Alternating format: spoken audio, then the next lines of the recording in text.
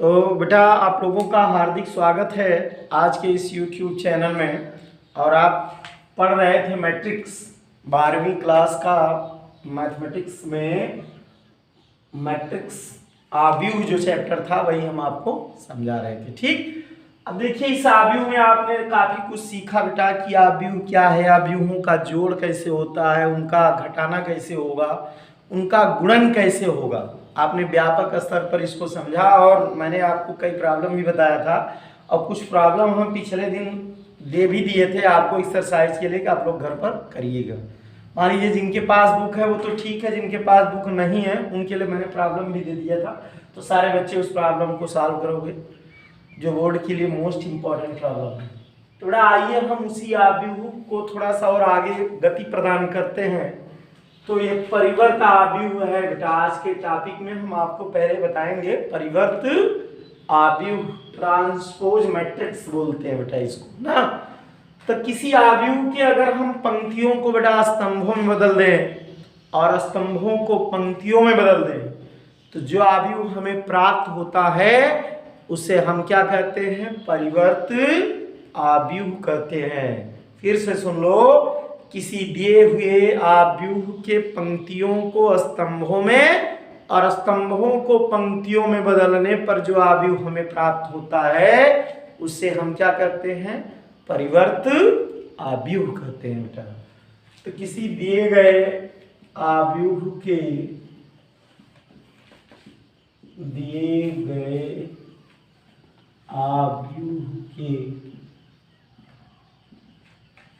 पंक्तियों को स्तंभों में एवं स्तंभों को पंक्तियों में, स्तंभों को पंक्तियों में बदलने पर प्राप्त आव्यूह परिवर्त आव्यूह कहलाता है ना। दिए गए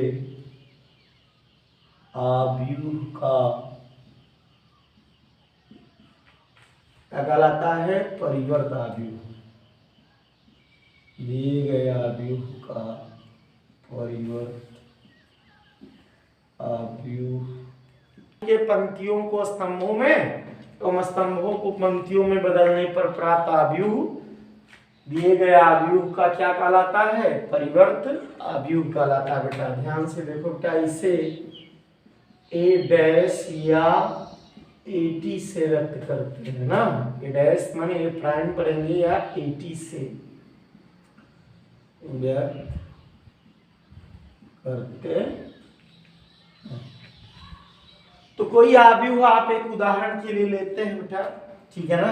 एग्जाम्पल के लिए हम एक आव्यूह मान लेते हैं बेटा।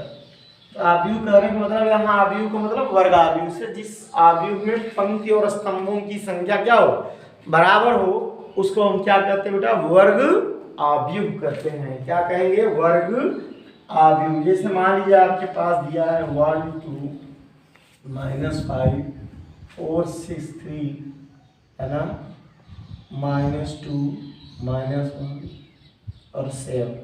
ये मान लो कोई आव्यूह है। इस आव्यूह का हमें क्या लिखना है, परिवर्त। बाई थ्री क्रम का एक आव्यूह है बेटा। इस आव्यूह का क्या चाहिए, परिवर्त चाहिए ना। ए डैश या 80 तो पंक्तियों को बेटा स्तंभों में बदल दो। 4 6 3 -2 -1 7 3/3। तो अगर हमें बेटा पंक्ति को स्तंभों में, स्तंभों को पंक्तियों में बदल दिया जाए तो इस आव्यूह को क्या कहते हैं, परिवर्त। बहुत लिखना आसान है बेटा। रो को कॉलम में, जो बेड़ी लाइनें हैं उनको खड़ी लाइनों में लिख देना है। पहले को पहले कॉलम में, दूसरे रो को दूसरे कॉलम में, तीसरे रो को तीसरे कॉलम में लिख देते हैं। इस प्रकार ये जो बना अवयव है, मूल अवयव का क्या कहलाता है? परिवर्त अवयव कहलाता है। यही एक बार और उदाहरण देखते हैं हम लोग। मान लीजिए 2/2 क्रम का कोई अवयव है 0 1 3, है ना? इसका हमें परिवर्त अगर निकालना है, का परिवर्त ए डैश या ई टी, तब आप क्या करोगे बेटा? लिखोगे 0 1 3 4 2/2। ये तो किसी दिए हुए अवयव के पंक्ति को स्तंभों में, स्तंभों को अगर पंक्तियों में बदलते हैं तो बेटा प्राप्त अवयव क्या कहलाता है? परिवर्त।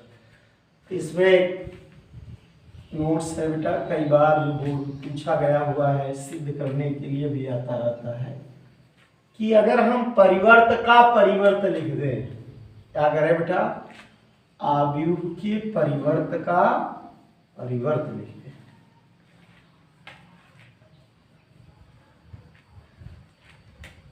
तो देखिए आपको क्या मिलता है।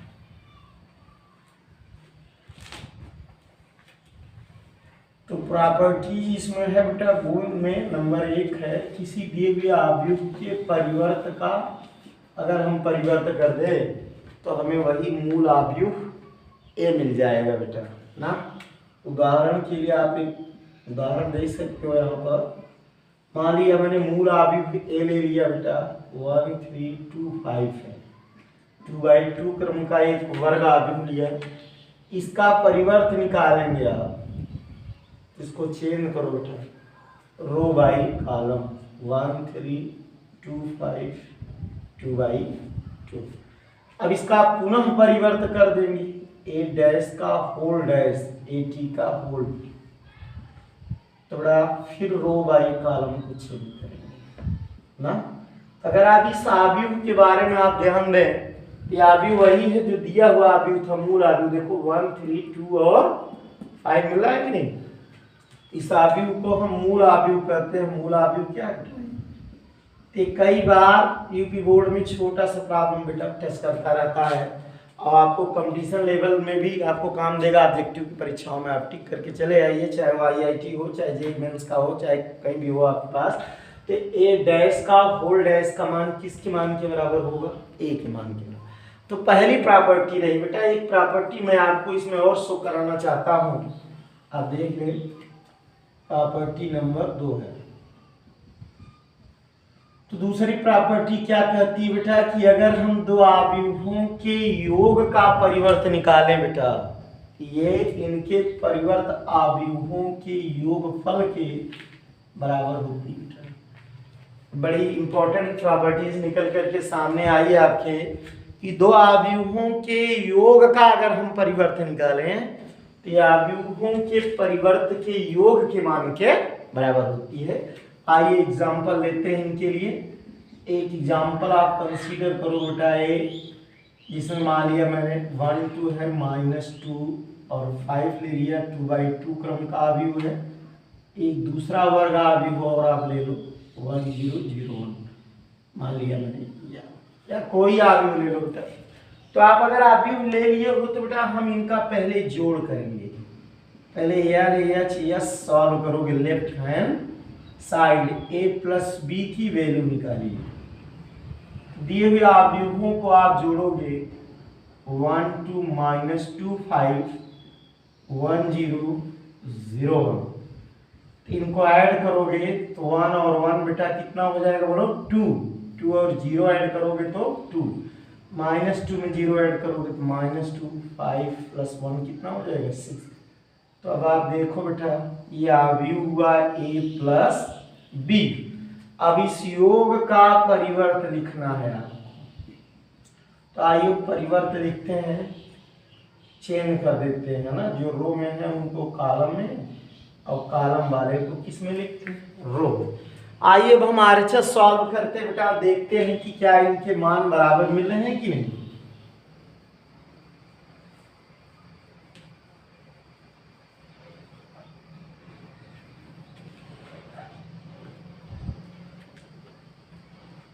तो ए डैश प्लस क्या चाहिए बी डैश। पहले ए डैश निकालो बेटा, इनके रो को कॉलम में, कॉलम को रो में चेंज कर लीजिए। तो 1 2 दिया है तो 1 2 ऐसे लिखोगे -25 बी डैश। तो बी डैश में 1 0 है, ठीक है। तो इसको रो कॉलम में बदलोगे तो वही आपको मिल जाएगा, ठीक है ना। 1 0 0 1, यहाँ तो कोई चेंजिंग हुई नहीं। आइए जोड़ते हैं इनके आरएचएस में। राइट हैंड साइड ए डैश प्लस बी डैश का मान निकालते हैं। तो दोनों अवयवों का योग करें बेटा, ठीक है ना। 1 -2 2 5 है कि नहीं। 1 0 और 0 1 2/2। तब आप जोड़ो बेटा इनके रो बाई कॉलम को। 1 और 1 ऐड होगा तो क्या मिलेगा 2, -2 और 0 ऐड होगा 2 और 0 ऐड होगा तो क्या मिलेगा 2, 5 + 1 मिलेगा। तो आप देखें कि जो रिजल्ट आप पहले प्राप्त कर चुके हो, क्या है रिजल्ट और रिजल्ट मिलता है। तो आप मिला सकते हो बेटा, पहले अवयव के जो पहले रो में है एलिमेंट वो 2 -2 है, 2 -2 आप देख सकते हैं। दूसरे रो का एलिमेंट जो मिल रहा है वो 2 क्या है 6 है। तो अवयव के मान बेटा बराबर मिल गए, एलएचएस और आरएचएस क्या है सेम है। इसलिए आपके पास एक नया प्रूफ जो मिला वो a + b के पूरक का मान इनके अलग अलग पूरक अवयवों के योग के मान के बराबर होता है बेटा, ठीक है। तो आइए देखते हैं हम इस पर कुछ छोटे मोटे प्रॉब्लम, ठीक है ना। और बुकों में सबके प्रॉब्लम दिया है बेटा, आप लोग उसको सॉल्व करिएगा। बहुत सिंपल है ये टॉपिक ना, कि कोई अवयव दिया है उसका परिवर्त हमें लिखना है, किसी अवयव के साथ जोड़ना है, किसी के साथ गुणा करना है। तो यू में डू इट। तो आइए देखते हैं।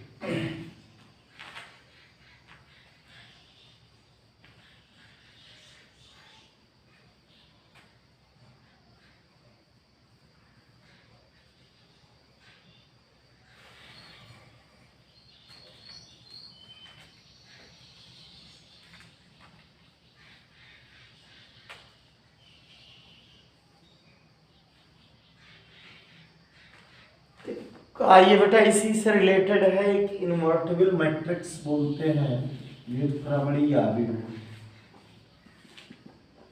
इनवर्टिबल मैट्रिक्स व्युत्क्रमणीय अवयव।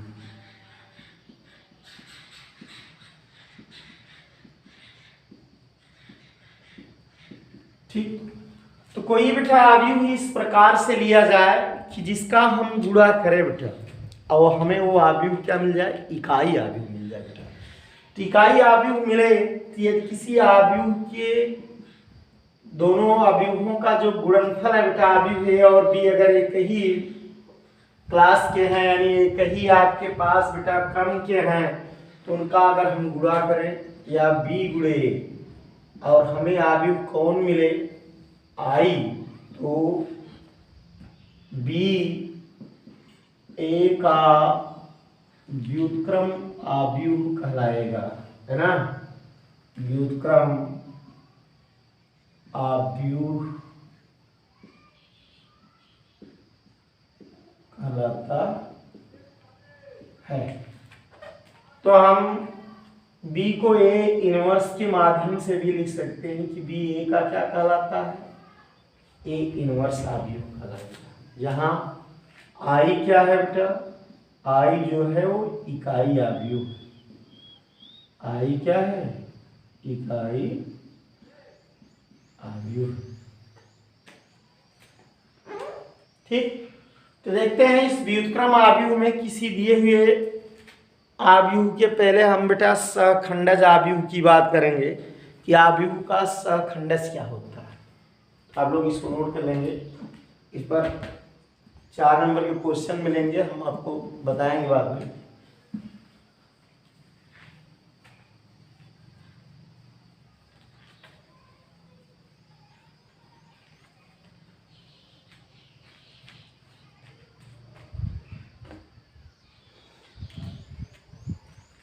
एडजॉइंट मैट्रिक्स, देखो बेटा एडजॉइंट मैट्रिक्स, सहखंडज आव्यूह, सहखंडज आव्यूह ना। तो किसी दिए हुए आव्यूह के सहगुणनखंडों से निर्मित आव्यूह का जो परिवर्त होगा बेटा, उसी को हम कहते हैं सहखंडज आव्यूह। तो किसी दिए गए वर्ग आव्यूह के सहगुणनखंडों से निर्मित, सहगुणनखंडों से क्या निर्मित आव्यूह के परिवर्त का मान सहखंडज आव्यूह कहलाता है, सहखंडज आव्यूह कहलाता है। ठीक है, तो सहखंडज आव्यूह अगर ये कहलाता है तो आप बेटा ध्यान से देखो, हम कोई आव्यूह लेंगे, उस आव्यूह का पहले हम सहगुणनखंड से बना कोई एक आव्यूह निकालेंगे। आइए उदाहरण के लिए ले लेते हैं कोई आव्यूह।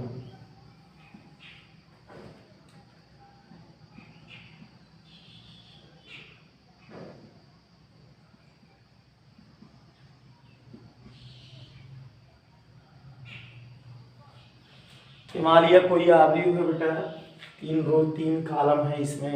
इस आव्यूह के हम पहले सहगुणनखंड लिखेंगे ना। तो सहगुणनखंड लिखने के लिए माने इसको हम सारिक बाण में लिख देंगे बेटा, मॉड ए बोलते हैं, ये सारिक बोला जाता है। क्या बोला जाता है? सारिक। 1 0 2 -1 -2 -3 5 3 7 ना। अब इसका चिन्ह आप लोग समझ लीजिए, ये आप लोग फिजिक्स में पढ़ चुके होंगे, सदिश गुणन निकालते समय आपने इसका यूज किया था। तो पहला तत्व पहले रो पहले कॉलम का है A11 A12 A13 A21 A22 A23 A31 A32 A33। तो बेटा हम इनके आव्यूह के सहगुणनखंड निकालते हैं। आव्यूह के सहगुणनखंड, तो आव्यूह के सहगुणनखंड में पहला आव्यूह का है चिन्ह, देखो बेटा इसका क्या है चिन्ह यहाँ पर प्लस, इनका सारिक मान चाहिए ना। तो पहले तत्व के पहले रो कॉलम को हटाइए, यहाँ इस लाइन को हटा, इस लाइन को हटा, क्या दिखाई पड़ रहा है? -2 -3 और 3 कामा क्या 7। देखिए जिस तत्व का रो कॉलम आपको चाहिए बेटा, उसी को हटाएंगे आप रो कॉलम को उस तत्व के, और बाकी का जो है वो क्रॉस मल्टीप्लिकेशन होगा। इसका इधर -14 हो जाएगा आपका, 7 2 और एक -1 14 में से 9 घटा दीजिए आप, क्या करेंगे? 14 में से 9 घटा देंगे, क्या आएगा? -5। ठीक, आइए ऐसे अन्य तत्व को देखिए। A12 में माइनस है, अब इनका मान आप देखोगे तो आप यहाँ इस समय उठो, इस रो इस कॉलम को ड्रॉप करोगे, 0 2 3 7 ना। इनका क्रॉस मल्टीप्लिकेशन कीजिए बेटा, 0 -3 6 मिला के +4।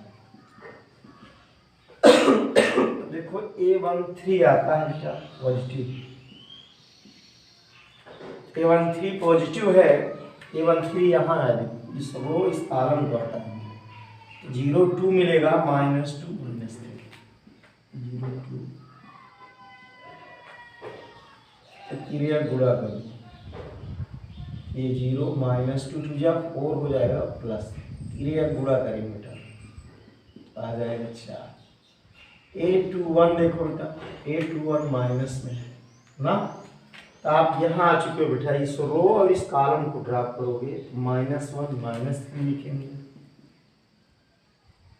और 5, 7, माने बीच वाले रो को ढकना है, इस कॉलम को ढकना है। आप क्रॉस मल्टीप्लाई करो बेटा, -7 प्लस 15 में से 7 घटेगा बोलो तो 8, कुल मिला के -8। A22 देखो बेटा पॉजिटिव, A22 कहाँ पहुँच गए हम, इस कॉलम को बीच वाले रो को ना, इस कॉलम को आप ढकेंगे और बीच वाले रो को, तो 1 मिलेगा 2 मिलेगा ना, और ये 5 और 7 मिलेगा, तो 7 -5 बड़ा बेटा क्या मिलेगा 2। और आगे आप लोग देखिए बेटा A23 फिर माइनस, A23 कहाँ है, यहाँ है, इस रो और इस कॉलम को ड्रॉप करोगे, 1 2 -1 -3, क्रॉस मल्टीप्लाई कर दो, 3 में 2 घटेगा -1, कुल मिला के +1 बन गया। अब A31 देखते हैं बेटा, प्लस है, ये रो और ये कॉलम हटा दोगे ना, तो क्या बचेगा, -1 -2 5 और 3, 3 एकम 3 प्लस 5 दूनी 10, 5 दूनी 10 हो जाएगा बेटा, पूरा हो जाएगा ना, 10 में से 3 घटाओगे तो 7। A32 ना, A32 आपका यहाँ है, इस रो इस कॉलम को हटा दो, 1053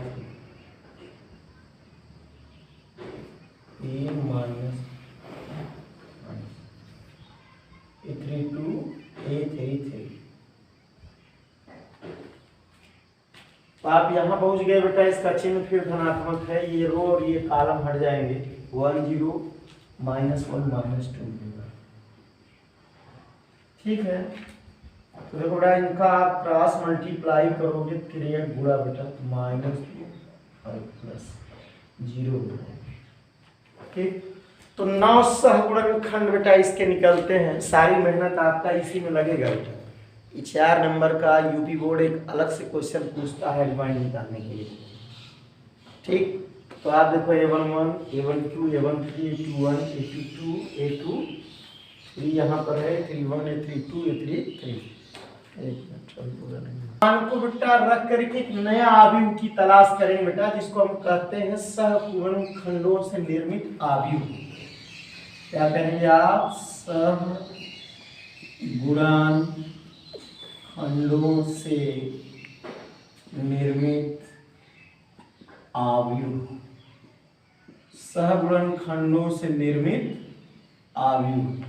आइए एक नया आव्यूह की हम लोग रचना करते हैं, जो जैसे निकाले बेटा उसी को उस रो कॉलम में रख के चले जाओ ना।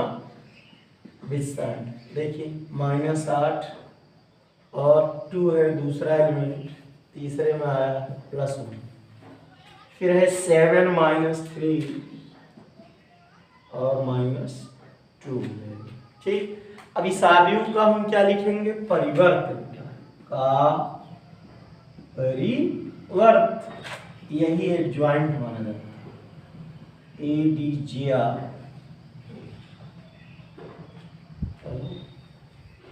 तो रो को कॉलम में और कॉलम को बेटा रो में बदलते हैं, -8 7 -3 ये एडजॉइंट है बेटा, इसी को हम लोग हिंदी में क्या कहते हैं बेटा, सहखंडज आव्यूह। तो जब बोर्ड में क्वेश्चन टच किया जाएगा तो आपको सीधे 4 नंबर का क्वेश्चन मिलेगा बेटा, ठीक है ना। तो निकालना वेरी वेरी सिंपल है, आप सभी आव्यूहों के सहगुणनखंडों को निकालिए चिन्ह सहित, और उससे रख करके एक नया आव्यूह प्राप्त कर लोगे। इस नए आव्यूह का क्या निकाल दोगे, परिवर्त, यही एडजॉइंट बन जाएगा, ठीक। तो हम आपको एक प्रॉब्लम दे देते हैं, आप घर पर करिएगा, उसका एडजॉइंट निकालिएगा ना।